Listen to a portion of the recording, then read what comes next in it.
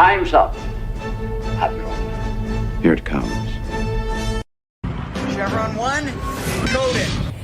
For my ally is the Force, and the powerful ally it is. Life creates it, makes it grow. You failed, Your Highness. I am a Jedi, like my father before me.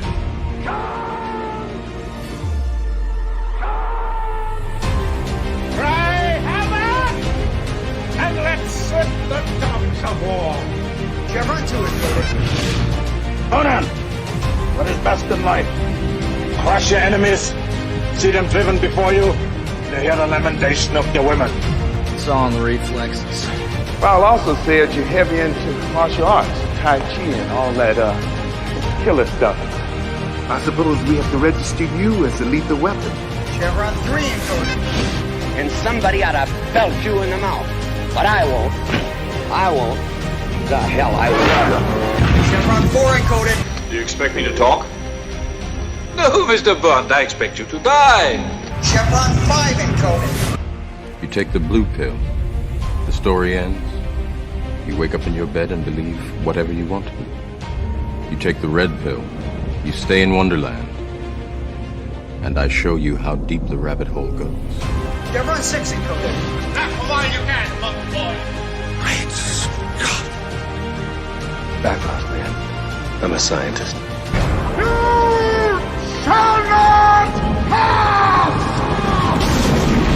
I thought I'd die fighting side by side with an elf. What about side by side with a friend? The day may come when the courage of men fails, when we forsake our friends and break all bonds of fellowship. But it is not this day.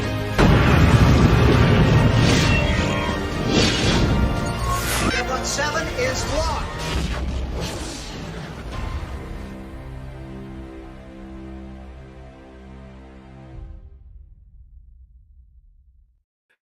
Hail and howdy, everybody. Welcome back to another Saturday Night Drive-In where we're just going to sit back, relax, have a nice, easy time where there's no drama. There's a lot of drama out there, but not here. It's going to be a nice one today, guys. There's going to be no fighting. I'm not going to give an NA score on this one. Neither am I. All right. It's going to be a real score. But it's been a wild 72 hours in the pop culture world. It's been a wild 24 hours in the real world, but we're here to forget about all that. Right, Jed? How you doing? Oh, I'm doing great. I'm excited to be here because more than pretty much any other movie we've watched here, this film has the most nostalgia for me of any movie we've ever actually watched. So I'm excited to get into it. I know it's not, like a incredibly well-written one. So this isn't going to be a conversation that's like, this is just such a deep, profound movie. It's so much fun. It's a movie. I have to smile through every second of it. It's a movie. It does its job. Although I do have some problems with the end of the third act. I have some problems. Really? We'll get to it. We'll get there. I watched it in two parts yesterday. I had to watch it, then I had to stop. I had to go do Ball Busters, then I picked it up later on that night. So, but my thought, and here's the thing. But first of all, hail and howdy to everybody across both the chats. We're happy to have you guys here on this busy Saturday afternoon.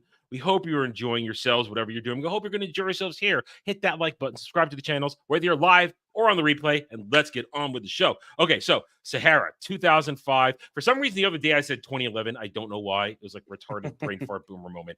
Hey, I got. It's like there's like little people in my head, and they don't know their jobs. Okay, so this is an adaptation of a Clive Cussler novel, way down the line of his novels. I mean, we're talking at this point 20 years in at this point. I believe 25 years in.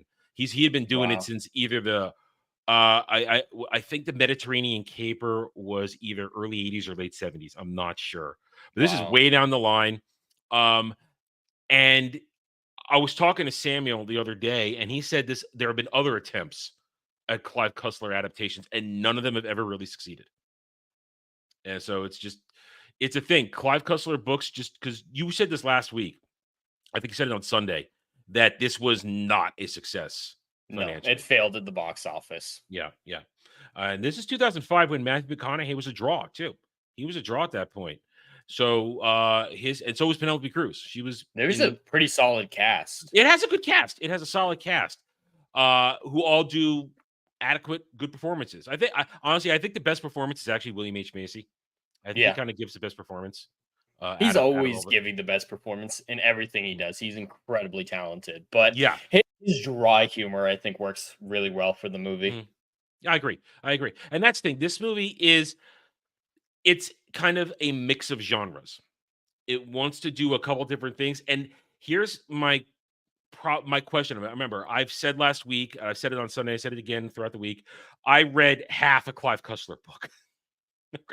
I started reading the very first one because when I was 12, I said, it was right around the time Dragon came out, and it had such an interesting cover art that I was drawn to. But my mom said, no, you have to start at the beginning. And this is me, of course. I said, ooh, beginning? I'm happy to start at the beginning of a continuity. Even at 12, I was a continuity whore. I wanted to be there. So she said, here we go.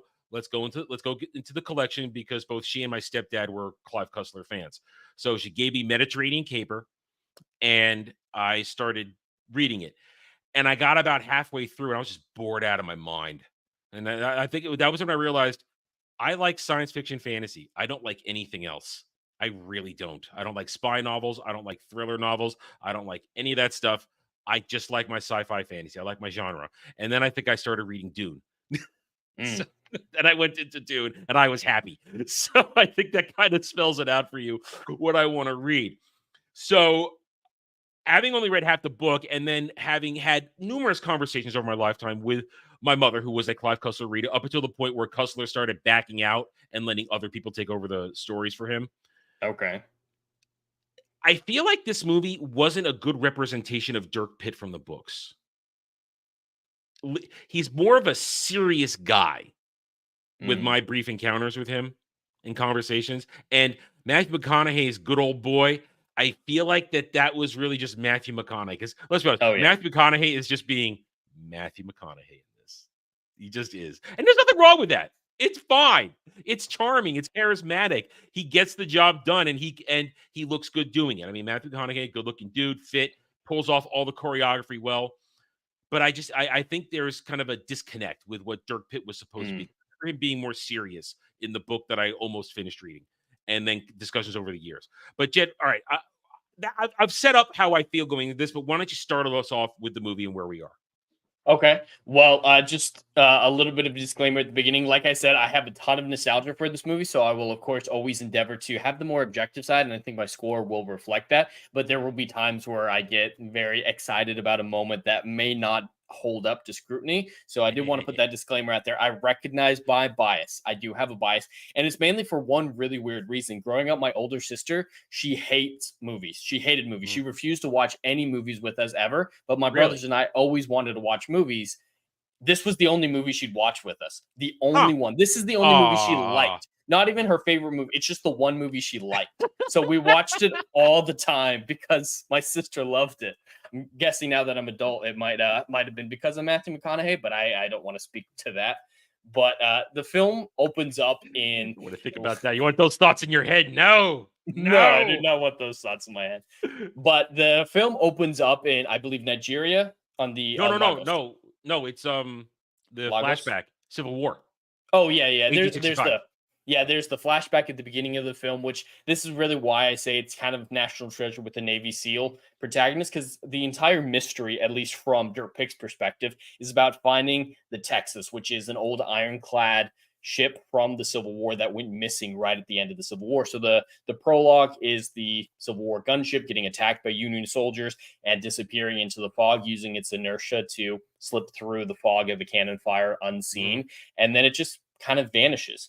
And Dirk has been led to believe that maybe it sailed all the way across the Atlantic, a journey it was not intended to do, to go up the Niger River in Mali. I wish I was into Clive Cussler and I could read the book and know if that was the complete avenue of it. I just don't know. But real quick, hail Dom H, 10 gifted subs over on Jed's channel. There you go. Yeah.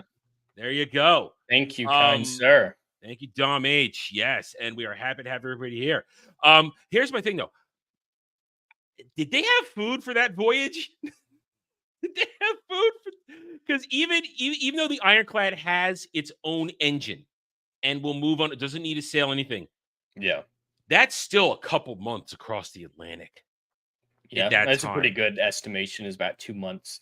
Seems fair. I mean, I take a month off it. I mean, it takes a galleon, a clipper ship with sails 3 months, Yeah. 3 to 6 months, depending on winds and waves. But I don't, man, I don't.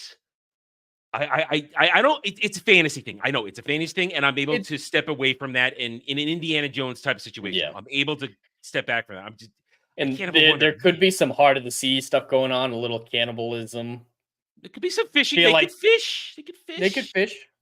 They could I mean, fish. we at the end of the movie, we see all the dead bodies below decks, but we don't know when they died.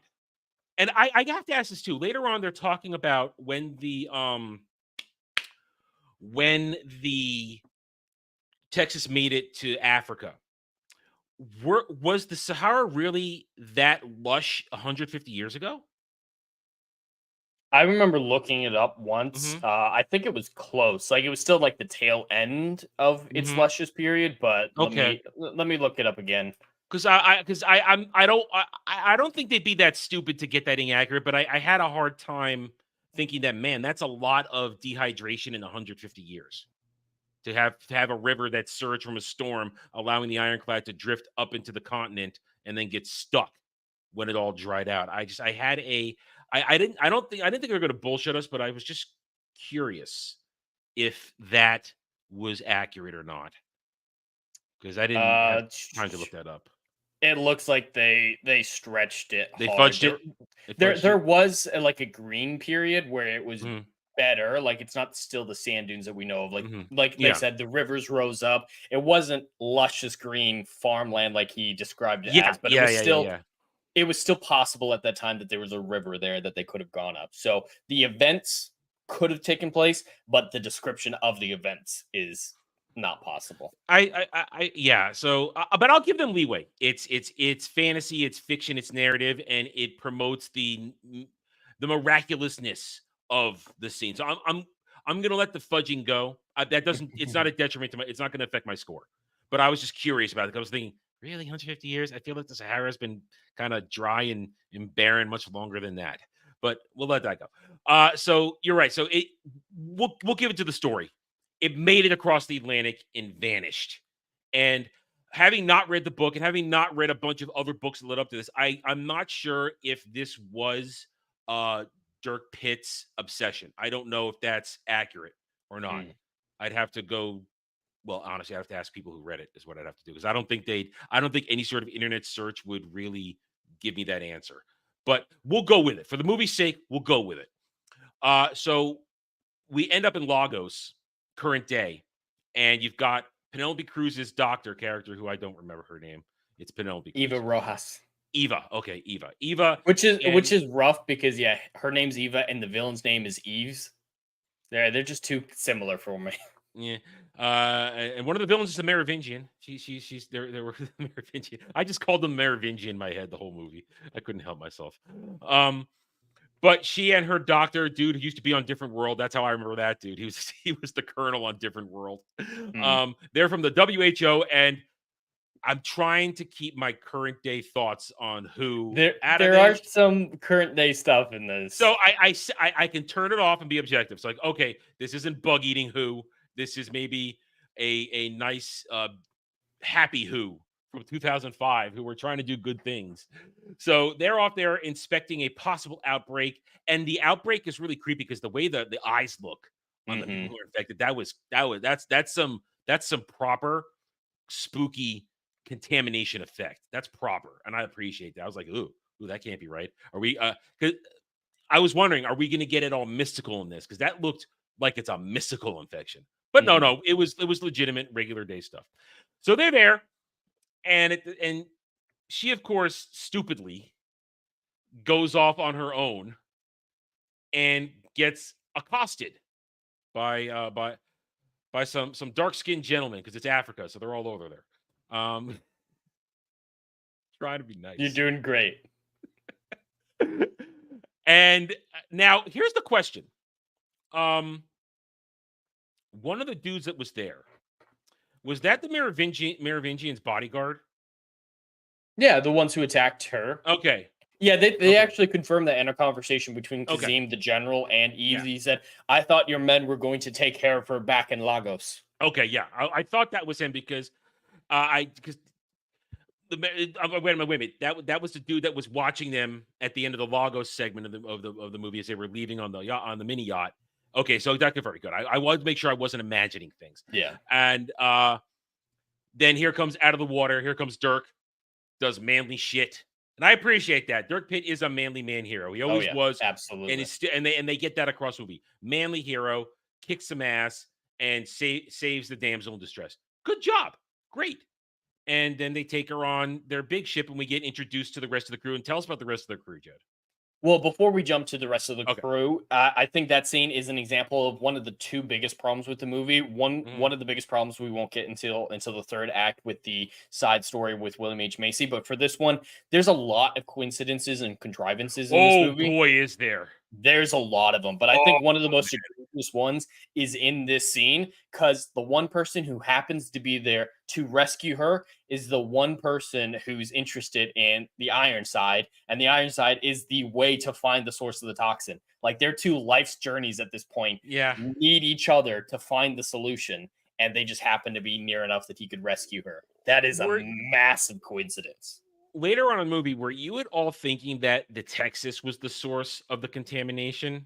It definitely suggests that. It's for a minute. I thought, oh, okay, they're saying that somehow this is the cause. I'm thinking some rusty metal is going to be the cause of the contamination. That doesn't feel right, but they quickly gave us. Yeah, the theory that I kind of have heard about is some people's impression, just like you're saying, was that the Texas wasn't carrying gold. People early on thought it might have been carrying an early form of biological warfare, like a toxin or a biohazard that they were going to release on the Union. And that's what they were trying to keep secret. And that leaked into the water. I think that would have worked very well. That would be interesting. Yeah. And what I was thinking also is that this was that the ultimate thing was a bio attack that they were testing, but it's the reveal of what's causing toxins. It's a little mundane. Yeah. When I think about it, it wasn't as grand as I thought. It's not an evil plan. There is a bad guy, and then there's a guy who's just a dumbass. Yeah. The Merovingian's just a dumbass who he gets assassinated at the end. I don't think he deserved that. I'm just going to put that out there. I don't think he deserved to be poisoned. Hey, the company's going to do what the company wants to do. Okay. I mean, So all his mistakes, all his villainous is trying to cover it up, but necessarily the truth revealed isn't anything that you'd think is bad. Like, he's trying to get rid of chemical waste using solar radiation to do it, and he's just sometimes sloppy. Yeah, he was sloppy. Like, he's a bad businessman, but there is a reasonable logic that, hey, we need to store a little bit of it while we fix the situation, and then we'll clear through our backlog. Like, he very clearly says, we're going to take care of that stuff. But there was an issue with the solar panel, so we had to store it temporarily, and now we're just trying to catch up. But they didn't store it properly, and then he found it hard to believe, wait a minute, we're causing a problem? No, we're not. Yeah, that's the big problem, is the cover up and ignoring the problem and whatnot. But so we'll get to the Merovingian, and what's the general's name again? Kazim. We'll get to them in a minute, because I have a bit of a problem with Kazim as our villain. Just a little bit. I'll get to it when we get to it. We'll get there. Dirk saves Eve. They bring her on the ship, and we get the rest of the crew. We get the Admiral and God, what's everybody's names? Shit. We got Al Giordino, played by the guy who's most known for being the dad from Diary of a Wimpy Kid. He's the fun, quirky sidekick to Dirk Pitt's masculine man, and he's just a lot of fun. He's absolutely, but he's competent. He's very competent. He's absolutely competent. His best moment is when they get captured by the opposition to Kazim, and he's just relieving himself of all the arms he had taken. There's a nice play on the cliche, is doing it like that. It's like, what? Because that was actually a criticism I had. These are guys who are two ex-SEALs. You're telling me they're not packing at least a side piece everywhere they go? Because when they get attacked on the river, they're not armed at all. They got a flare gun. That's all they got. And I was just like, man, I feel like these guys are constantly in parts of the world where there's trouble. You're telling me they're not at least some armed, or the Admiral wouldn't have something on the boat? some sort of these are former military men. Yeah, I agree. That doesn't quite make sense. That makes sense to me. Well, I guess it's just set up for crazy way to defeat other riverboats because it's a good action sequence. Not taking anything It's a away very fun action sequence. I don't know if you saw it, but the Panama sequence is one of my favorite sequences in the movie. It's just hilarious. The admiral shouting, "No Panama! No, We thought we were in Panama." Where were we? Nicaragua. There's just a lot of great dialogue in that piece. Yeah. But when the actual boat explodes, I don't know if you caught it, but when the enemy boats, spun out of control from the explosion, right? And one of the dudes fell into the water, it was a mannequin, right? The mannequin's head pops off and skips across the water, like across the entire screen. It's hilarious. I was eating dinner during that scene, so I might have been going like this, cutting a Oh yeah, it's a fun little goof that I don't know if they noticed and left in on purpose or didn't know it was in there. But yeah, I can see that getting missed. I can see that getting missed in editing. It's a forgivable one because it's a humorous little thing. I'd be forgetting. Yeah. But anyway, so back in time, so we got Al, we got Admiral, and we got dude from The Office. Yeah, Rudy. And the movie does a good job of establishing who they are right here and now. And while they establish it, here's my first major criticism of the movie. Being, as I said, that this is a book way down the line of Dirk Pitt's adventures, you can kind of feel that you're missing something here. These are dudes who we should have been on adventures with for a long time. And I feel as though I'm missing it. At least that's the way it feels to me. Maybe it's because I have the outside knowledge of what's going on here. But I feel as though, wow, I feel like I wanted to hang out with these dudes for a lot more before we get to this story. And to me, it's a shadow over the movie for me, at least. And it diminishes it just a little bit, because it's like these guys deserve more than just dropping them in the middle of this adventure, in the middle of their career. That might be some foreknowledge thing because I was not aware of that. Even though I knew the books existed, I didn't know where this fell in the timeline, and it never bothered me. That's why I said that might be a me thing because I have the knowledge of how far into it. Because as I said, I used to watch these books parade through my life as a kid because it would come out, boom, hardcover on the coffee table that week when they would come out. So it was, and then they would race to see who could get their hands on it first and read it in the house. So I watched these books parade through my life. So I knew how far down it was. So it might be a me thing. And then it might be also for people who are fans of Cussler and Dirk Pitt to have this movie be the big budget one you get, but it's so way far down the line. They're missing the bigger adventures that happened before. So, because there was a book in there called Race the Titanic. There is a Dirk Pitt novel, Race the Titanic. So there are a lot of massive, interesting stories in Dirk Pitt's career that they could have chosen to delve into before getting to this one. But I guess maybe James Cameron has the stranglehold on Titanic movies. No one wants to go near. They need his permission maybe to do a Titanic movie. I don't know. But it should be the case, but it wouldn't surprise me if he's chokeholded that.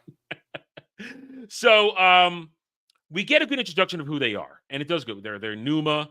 What does it stand for? Do you remember? The nautical. They're a salvaging crew of it's like National Underwater and Marine Agency. Yeah. And it's not just regular salvage. They go after antiquity, like Indiana Jones type stuff. Yeah, Indiana Jones in the water. Yeah, Indiana Jones, national treasure type stuff. Where these things are important. They're cultural significance to these countries, and they're paid to go in it and get it out and get it safely and return it, and they get paid well. Obviously, because look at that. Look at the Admiral's speedboat. That's a nice speedboat. Oh, yeah. That's a very nice boat. But I've always wondered what they're doing in Australia. Like, what type of artifacts would be lost? Because that's what they mention is, hey, after they leave Lagos, they intend on going to Australia. But, of course, the Mali thing with the Texas interrupts all that. But I'm thinking, what is down there?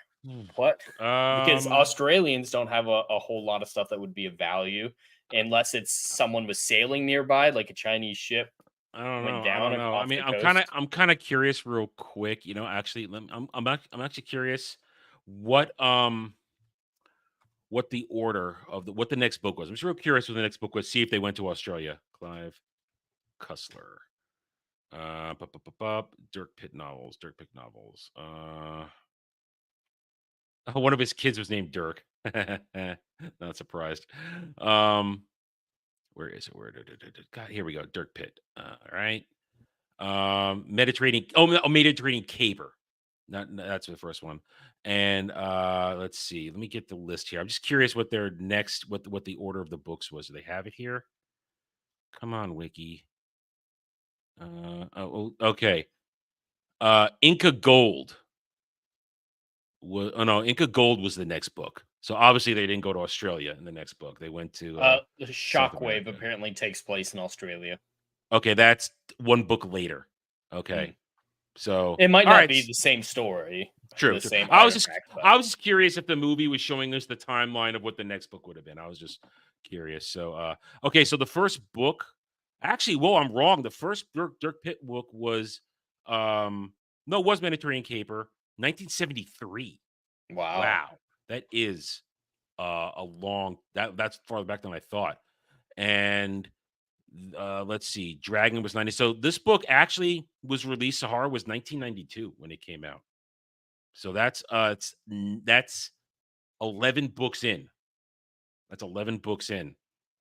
Then Inca Gold, Shockwave, you said was Australia, and Dirk Cuss. Oh, okay. So his son took over after him. Okay. And they finally did end. Oh no, the last one was in 2023. So his son is now controlling the franchise, it looks like. Anyway, okay. Curiosity satisfied. Had to see. I couldn't move on without knowing if there was an adventure next on Australia. And if they might have skipped to Inca Gold, then it would have been interesting if they had done that. But again, the movie would have had to have made money for them to go forward with it. I wonder if Matthew McConaughey thinks, man, I could have had a franchise. Would have been great. Okay, I can't do a Matthew McConaughey imitation. I can't. You did a great job. That was beautiful. It was impersonation. Beautiful. I know. I know. Hit the like button if you like that one, guys. Anyway, anyway, so then everything kind of just comes together with the celebration of the I guess the sarcophagus of an ancient African King Batin. Yeah, that's who they found it. And when Eva was on the boat, they pulled up King Batin's sarcophagus. They cleaned it up in 5 hours. Yeah, that's a good clean job, dude. That's some serious. And they were so confident they'd get it then that they scheduled the gala 5 hours later too. I think that's the bigger thing is they're like, oh yeah, we got it. We're not even worried about finding it in time. But yeah, they clean it up. They go to the gala, and Dr. Rojas Eva, Penelope Cruz's character, and the doctor with her have been invited as guests of the Admiral because the Admiral is very well connected. He heard that they're worried about this disease that's been coming out of Mali, and Mali's a very war-torn country at this point. It's in the midst of a civil war. It is dangerous. No one comes in, no one comes out. It's very hard to get into. And the Admiral hooks them up with a businessman who has connections in Mali and might be able to help them in. He, of course, says, hey, I'm just a businessman, can't really do anything, kind of a half-hearted go fuck yourself.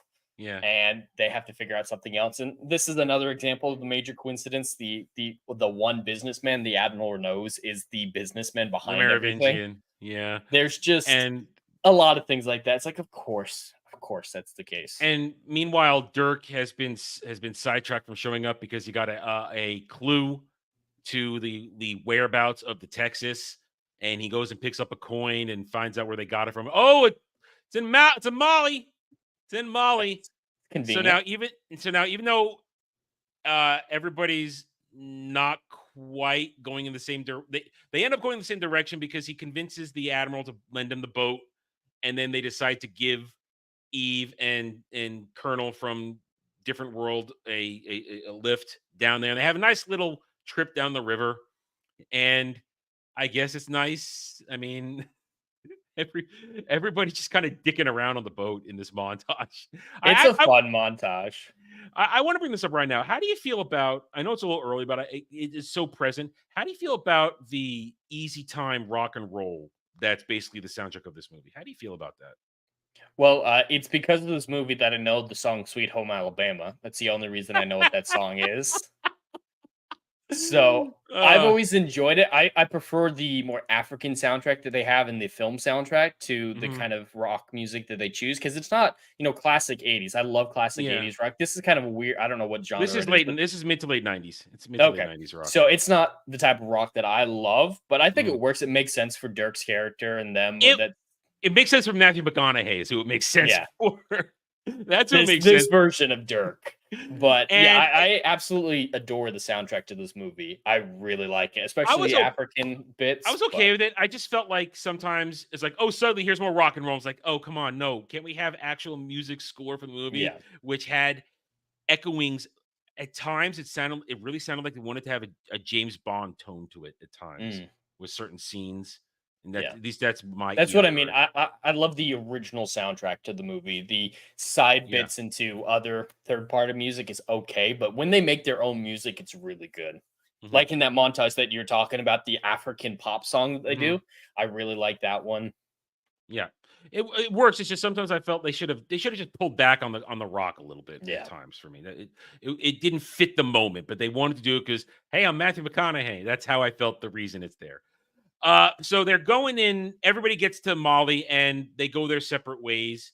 Oh, before they do, they stop at a gas station on the side of the road, basically, and they go to a gift shop. I want to point this out. So, Penelope Cruz is just looking at some seashells, looking at some pretty things, and Dirk buys her these angel wing clams. They're just these white, really long, kind of angel wing looking clams. And he's telling the story, and it's so romantic, and she's thinking, oh my God, he's so handsome. He lied to her face. Those angel wing clams are available all around the Atlantic. They're like, you can get them. I mean, they're not common, but they're like, even in Scotland. They're only in this river right here. No. No. Yeah, he bullshitted her. He was full court pressing her the entire movie. And listen, she was willing. She was perfectly willing the whole time. I do appreciate Eve as an overall character. I'll say this, because she gives the nice mix of a woman in this type of situation where she gets tossed around throughout this whole movie, rightfully so. But every time she gets in a bad situation, she does what a woman should do. She will kick a guy in the nards. She will throw her entire body on it to change situation, but still gets treated appropriately. She is not 90-pound woman taking down men twice her size. So especially without any training, she does. Her choreography makes perfect sense for her size and her training experience. Either grab a nearby makeshift weapon, kick a dude in the nuts, jump on him and strangle him with your bindings to try and choke him out with all your weight possible, or at least to throw him off balance. It's believable. And I think that stems from the fact that Clive Cussler wrote believable characters. This is an era and a dude and a writer who understood, I'm not going to make 90-pound kick-ass woman in a real world situation, because this is a real world situation. There's no fantasy element. She hasn't taken a super drug or anything that she found to get crazy. She hasn't jacked herself. No, she is literally just a doctor who has gotten into a situation that's way over her head. That's what she's done. And she needs the big, strong men to save her. And there's nothing wrong with that. Nothing wrong with it.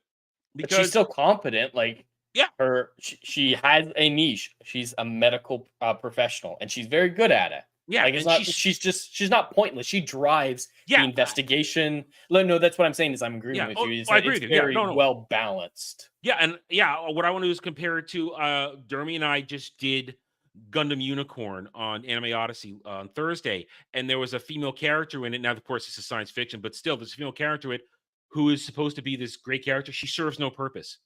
She's literally just moved around the entire story as a MacGuffin device as an excuse for people to go from one thing to another.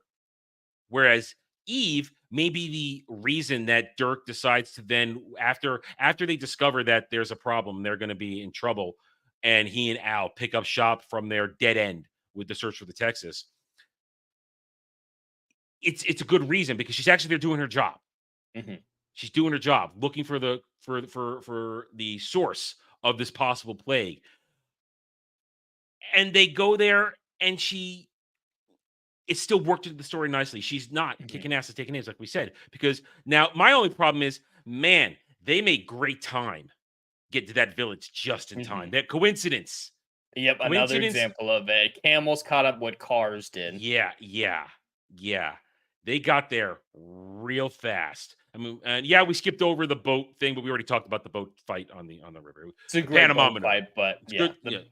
Yeah. A lot of great comedy in that sequence.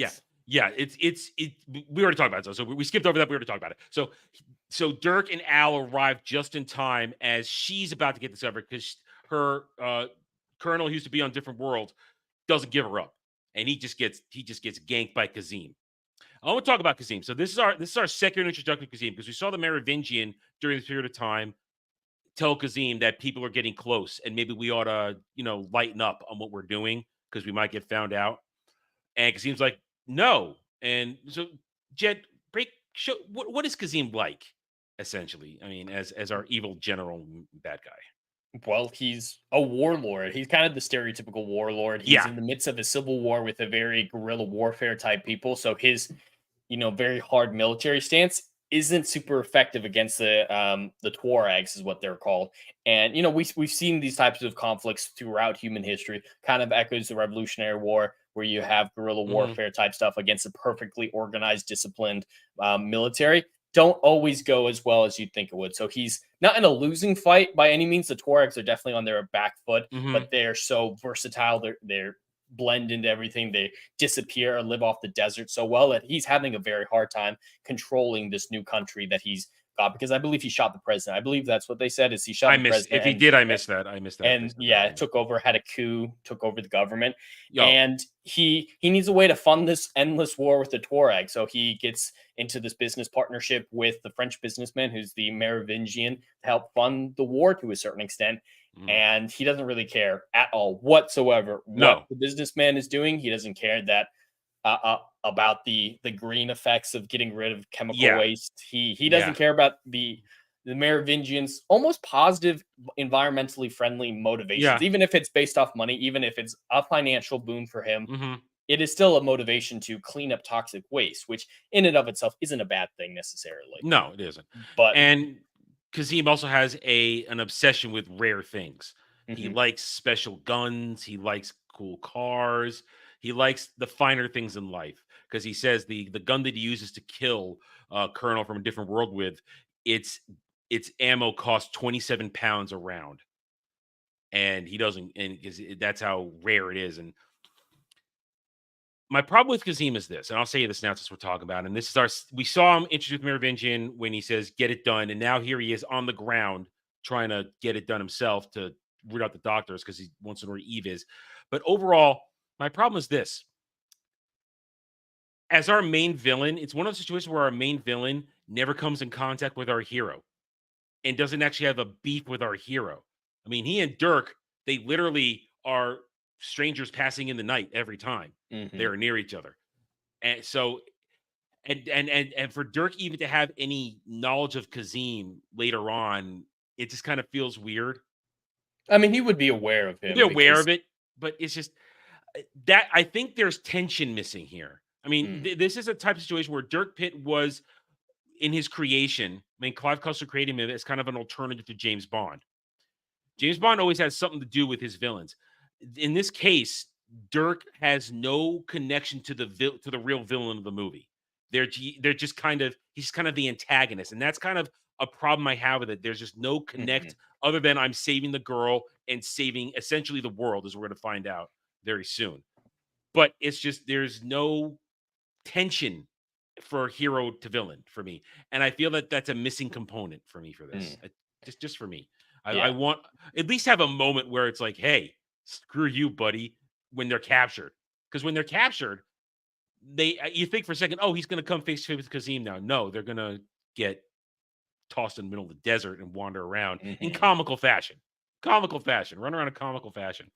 But anyway, so they're going to save Eve when she gets down. I do want to respond to that. Okay. So, I actually have a problem with the James Bonds when they constantly make a personal connection with the villain. I find that as a major contrivance a lot of times. Sometimes it can work. There are ways, like with Blofeld, that I think it works. I believe is his name. I'm not super familiar with the classic James Bond. But there are times when personal connections make sense and work. But when I'm sorry. I feel like I feel like that would have actually hurt the movie. I do agree that there might have been some great scenes where they interact with each other and That's all I become want. antagonistic in the movie. But Yeah, I didn't need a personal connection. I just mean let's have them come face to face at least once. yeah, Yeah, I'm not talking they have to have a history or anything. I just Yeah. mean let's have our hero and our They do our need to protagonist and interact. antagonist have an interaction Mhm. because that would have made the firing of the cannon at the end way more significant when he's looking I can right down agree the with that. sights. That is just missing. It needs to be just like a 2-minute thing. I've caught you. I'm gonna throw you to the desert now and let you die. Of course, I don't think Kazim would just shoot him in the head. Kazim doesn't mess around. I give Kazim that. Kazim doesn't mess around when he's gonna kill somebody. I got you. You're dead.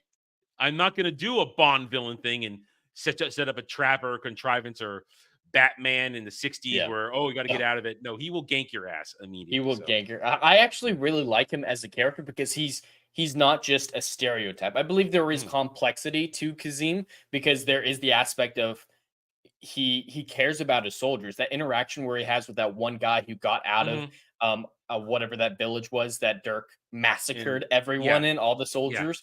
The one survivor travels through the desert on foot to tell Kazim about this, and he treats the guy really well. So that kind of he does care about his people. Like I like that level of complexity. Like you can glean that he actually does care about Molly. He's going about it in the wrong way, but this isn't entirely a selfish endeavor for power. Like there are some care for his people that he sees in it. He's still absolutely a villain. It's just complicated. It's not a situation where I need to relate to the villain. That's not what I'm saying he is. It's not the Marvel we need to relate to him, but there is depth to him is what I'm saying. Don't mistake my criticism of him as the villain character. My criticism relies of I wanted more out of our No, I was just adding on. I wasn't that was no Okay. longer a response to you. That was just adding on my own thoughts. But Yeah. no, I I do agree. agree that an interaction would have been helpful. He is a perfectly well-suited villain for this situation.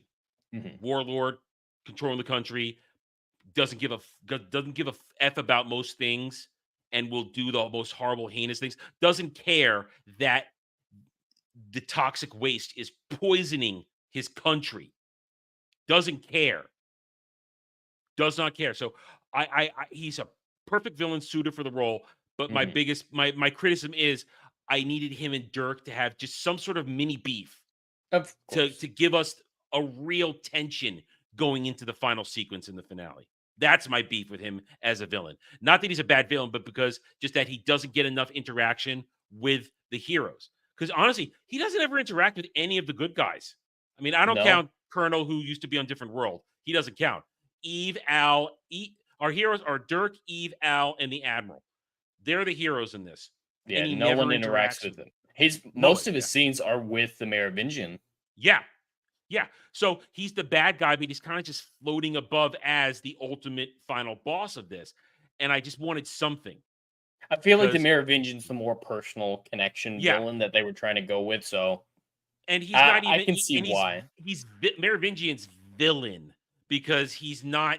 He, like you said perfectly earlier, he's trying to do an altruistic thing while making a profit. He does have a desire to do something good, but he's just careless and sloppy and bad at his job.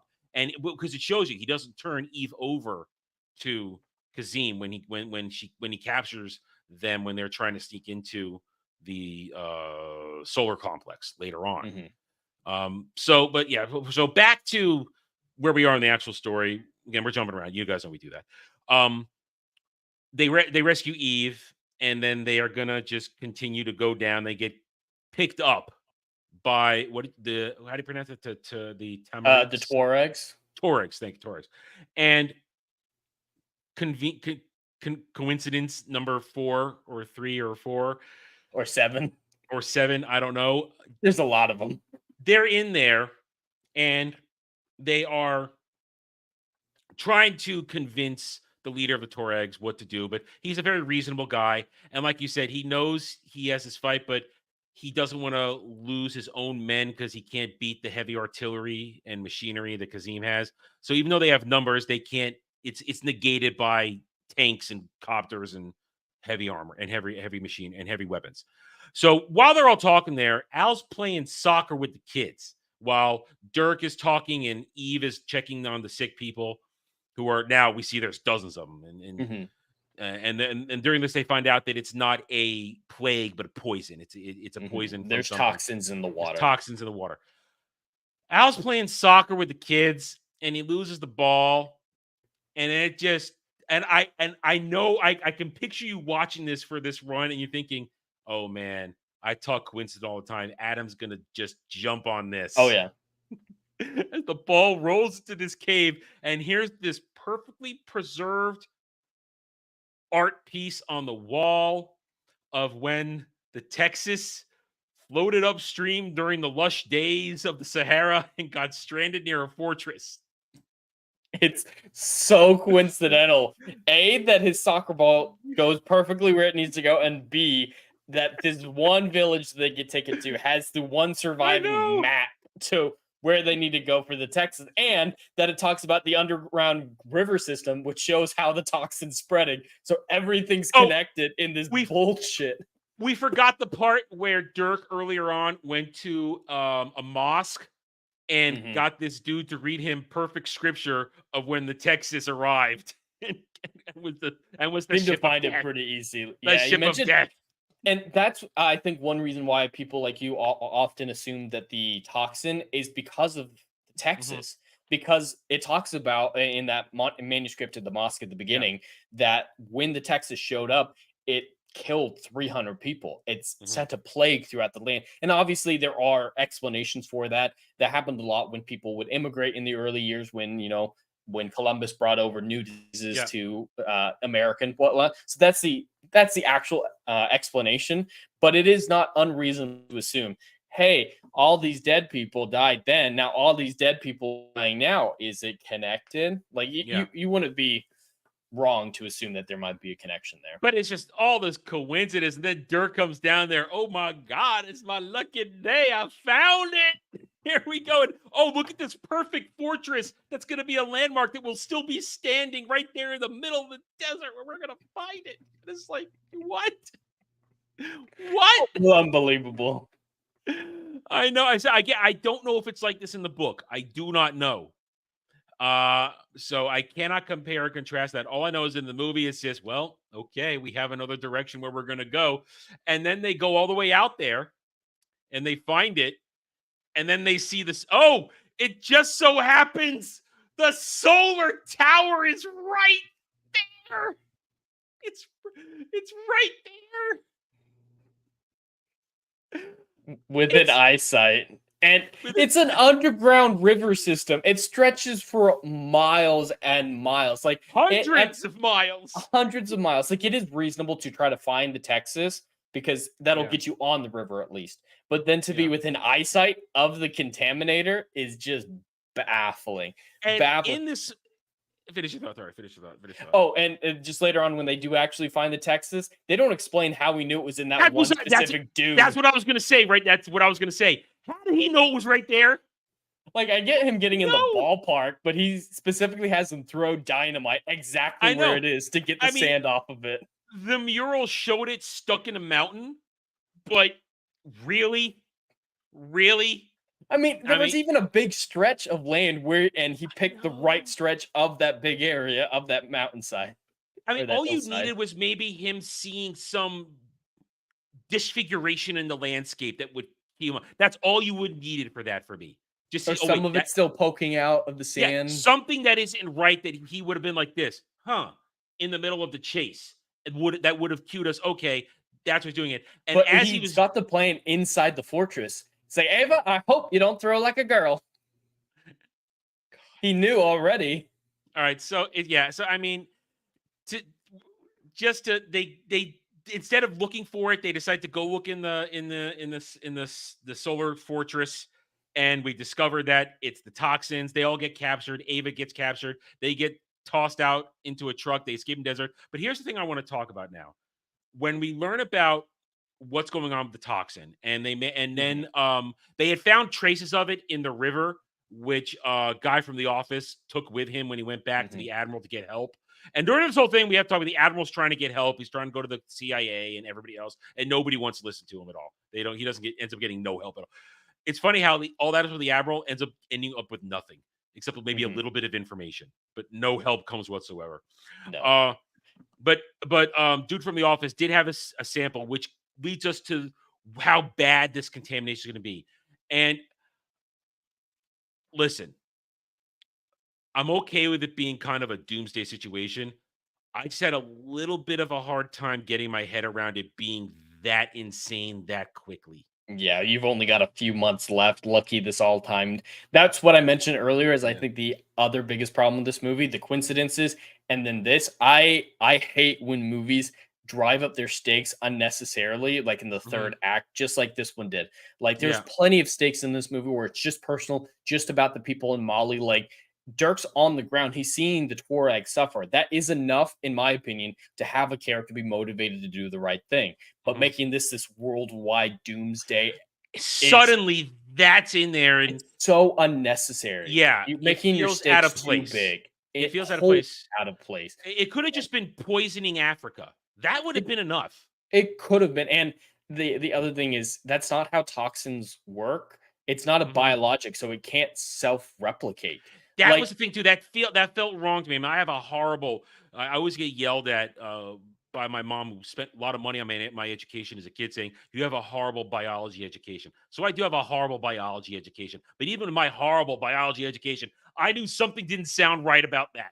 Yeah. So it is. There is more toxins leaking into the river on a daily basis. So there is an amount of it that will spread the radius of effect. And as time progresses, the river will take the toxins farther and farther away. But it's not just gonna grow. Not a living organism. He specifically says as soon as it hits the salt water, that expansion is going to explode.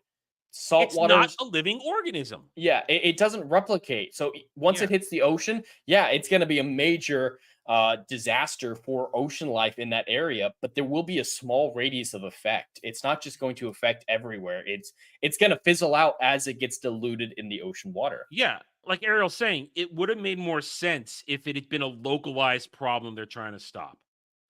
But to suddenly make it worldwide threat, it made it unbelievable to me. 100% agree. Yeah, I hate when movies make worldwide threats. That's a big thing with stakes is you can go too big with your stakes too soon. And in a franchise and just too big in general. We had enough with just the Tuaregs. That might have happened in the book, but that didn't happen in the movie, Ariel. There was no sandstorm in the movie. Yeah, it got covered by the sands of the 150 years. Yeah, since the Texas got there. Stuff, yeah, natural, just over 150 natural. years. And then Dirk guessed where it was, threw some dynamite on top and blew the sand off it. Yeah. So, and eventually, after Dirk and Al escape in a kind of a silly thing with the dislodging the bed on the truck, and then there's a little comical stuff through the desert, they find a crashed World War I plane. Not a World War I plane. I don't know the physics on it. Turning it into a sand sail. That's the most unbelievable thing in the movie. And it's for like a 2-second gag. Like I can totally buy that there was a toolkit in there that they were able to cut their handcuffs. Yeah, I can buy that. I can buy that. But the windsurfing on it, there's no way. Suddenly they're windsurfing. They found solid, not sandy ground to wheel across. Suddenly they're not in dunes anymore, but it's rock face.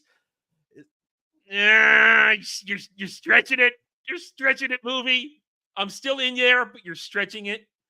And then how they talk the dude at the convenience store they find into taking his car. They go to the Tuaregs, and he doesn't want to help. The leader doesn't want to help them, but he convinces the leader of the Tuaregs to go in there just to free the dudes that have been captured and have been working the toxic waste. And then it's basically, here we go, the final moments of the movie. And third act is here's my other biggest problem. If Kazim mobilizes his entire force, or at least the heavy duty part of his force, just to find Dirk and Al. Yeah. Okay. Problem is he doesn't know where they are. Yet, as everything is concluding, they rescue Eve from the Merovingian. The Merovingians had the whole thing to set it to explode, and they stop it in some comical stuff. You get a fight between the Merovingians' bodyguard and Dirk on the top of the tower. Good choreograph, it's fine. Yeah. Although I will also say the bodyguard, we'd seen him all of 2 times in the movie. I felt like as a threat, he wasn't enough for a fight there. Give me more. Give me more. Yeah. Give me him not just watching, being involved in going after Dirk throughout the movie. Give me more. So and after a fist fight, Dirk wins. Eve is happy. She's ready to jump him right there, but they don't have time. And they're now leaving. But then suddenly, Kazim is there with his copter and the army not from behind.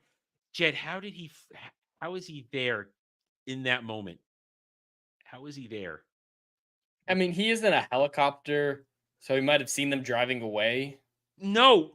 Wherever his base was, we have no information that he knew what was that Dirk was had caused a problem. Gone back tower. Yeah. He just thought they were in the desert. That's right.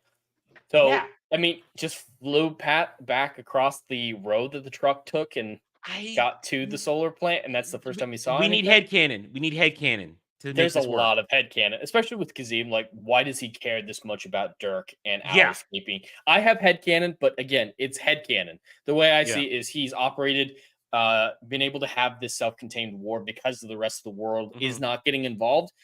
But America has a reputation of getting involved in other people's conflict. So he's worried if something like this comes out to the wider world, the UN, America or something is going to get involved in his war and mess it up.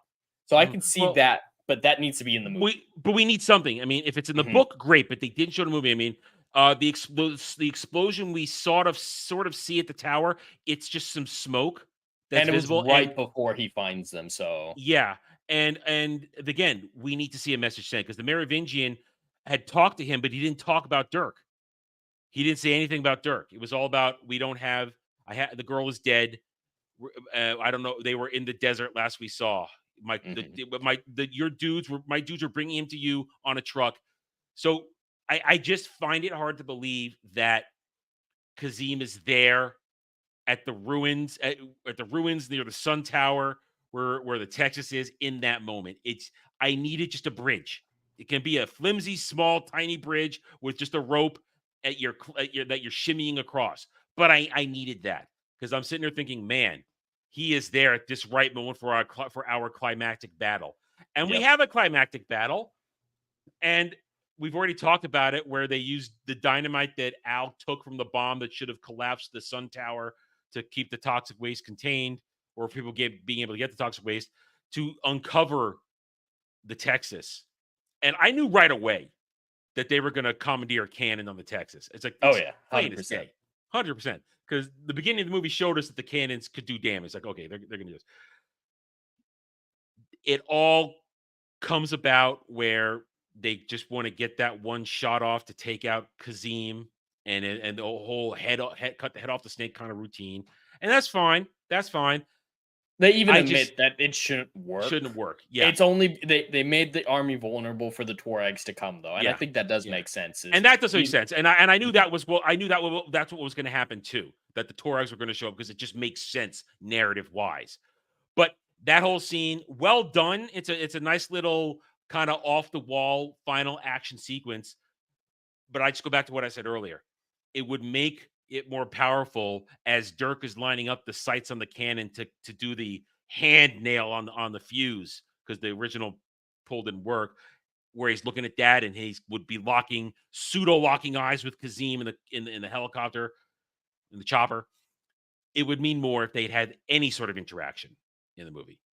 And then Kazim is kind of comical in his death, scrambling to get the cannonball before it blows up. A little comical. And then Kazim gets blowed up. And listen, fine. I honestly felt a little Rambo 3-ish with that, just a little bit. But it works. But I said there's no tension for me. But it's fine. Good guys win. They're gonna cure slowly the poisons. They stop the massive disaster. As we said, the Merovingian gets poisoned by the Admiral's CIA connection. What? Shouldn't she just bring him to justice instead? I mean, they're American. They don't have jurisdiction over him. True, but I mean, Did that? I do agree that he did not deserve to be assassinated just because the admiral didn't like him. And also that's dark, dude. He pours in the water, the poisoned water too. That's dark. That's some dark shit, dude. And then everybody, the admiral gets a contract his way with the U.S. government, which I guess would not happen. God, no. There's no way. No. But the admiral does have a funny line when they're talking about the gold. I don't know if I necessarily agree with them not giving the gold to America and whatnot. I do agree that it's okay to give them most or even some of it.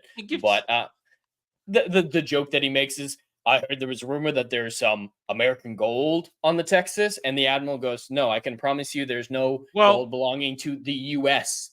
You see, technically it's Confederacy gold. Technically, it's Confederacy. That's why he said U.S. instead of America. Because it was the CSA instead of the USA. So I like that little detail. And I would have felt it would have been more realistic of give those poor villagers some of that. That's fine. Give them some of that. But then that's got all kinds of salvage claim all over it. It's like, we salvaged it, we found it. I'm sure there's laws for salvaging. Maybe not on the land, but I'm sure there's something akin there's to that. Probably something where they could have taken it and used it for their own company. I don't know. Maybe it's just because I want money and I see money just being handed away like that. I'm like, I'm not going to give it away. At least gave him the car in exchange. Yeah. And apparently that is a thing for Dirk Pitt. Dirk Pitt is a car guy. He loves classic cars. So that is a Dirk Pitt thing. And then Dirk and Eve go to her place in where was it? Shit. Monterey. They go to her house in Monterey where they're gonna have sexy time on the beach, and he's gonna be a sarcastic dick, and she's gonna love it. Happy ending. You do throw like a girl. Yeah, you do throw like a girl. And then happy ending. Hey, and then Dirk didn't go on any more movie adventures because this didn't do well enough to create a franchise. It's not that it just didn't make money. It didn't even hit the budget. Like, we don't even have to do the math with the marketing budget. Yeah, we don't have to talk about any of that. It just did not even get its own budget back. I think part of it is that, if I remember correctly, back in 2005, when this was happening tangentially, the Clive Cluster fan base rejected this movie outright. They just said, this is not Dirk Pitt. This is not this book. It's not, why are you doing this book? Why don't you do that? I remember hearing that kerfuffle in the zeitgeist at the time. And that probably had effect, because one thing that we know in current day stuff we talk about all the time, the smartest thing to do is appeal to the original fans. Appeal to the original fans of something. If you give them enough meat on the stick to make them happy, they'll be your best ambassadors. They'll be your best cheerleaders. They will then go out and push it, and people will love it. But either way, even though it wasn't a financial success, even though it isn't really an accurate Dirk Pitt adventure, this is still a fine little movie. It's very fun. I mean, listen, I watched it eating dinner basically, if I'm entertained enough while I'm eating dinner that I'm not bored, good enough for me. I didn't waste my time. It was something that, and then finishing my night, because I finished my night watching it after that. So it was all right. I had a good time. So, Jed, it was your week, so you get to score it first. So, like I disclaimed at the beginning, I do have a lot of bias when it comes to this film because my nostalgia associated with it.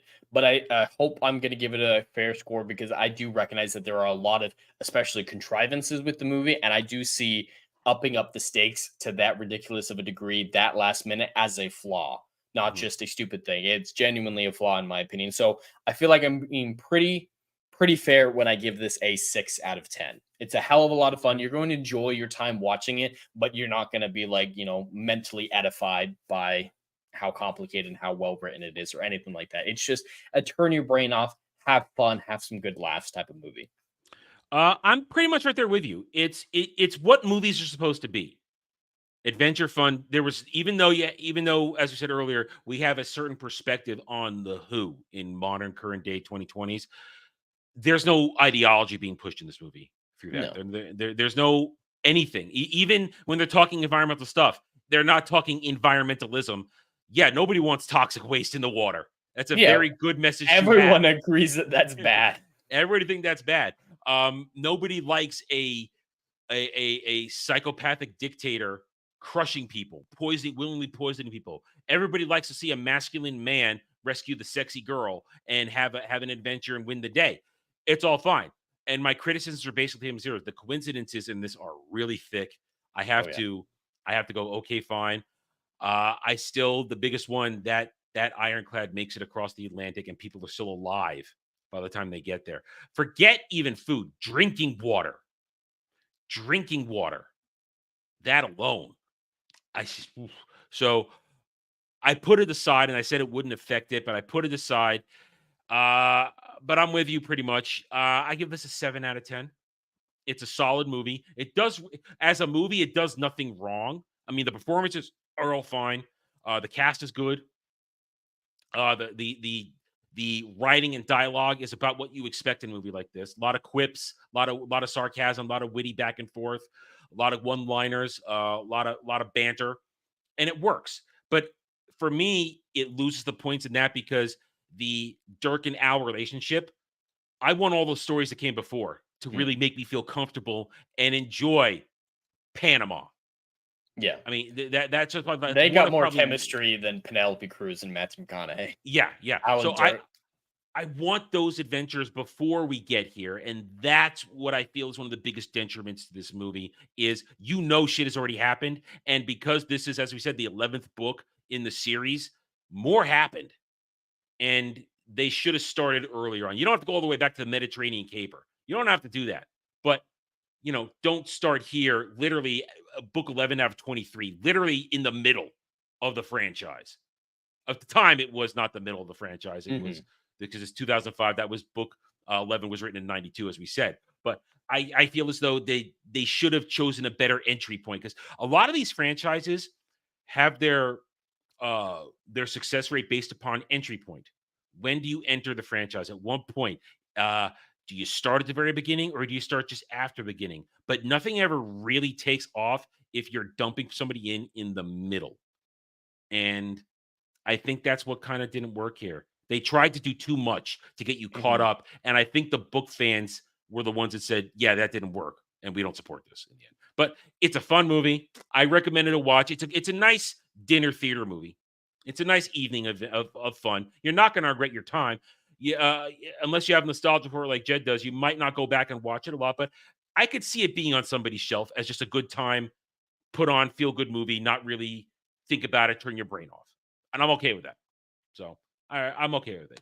Next week, however, we're going to get serious next week. I have to make up for the kind of lightness that Real Genius gave us this conversation. Jed already knows what I'm going to do. I told him last week. We're going classic, man. We're going hardcore classic. We are going Lawrence of Arabia. Ooh, yes. Sir Alec Guinness, Sir Peter O'Toole, so many more in this truly classic movie. So we're going to do that. And this is a long one. We're talking a 3. It has an overture and an intermission.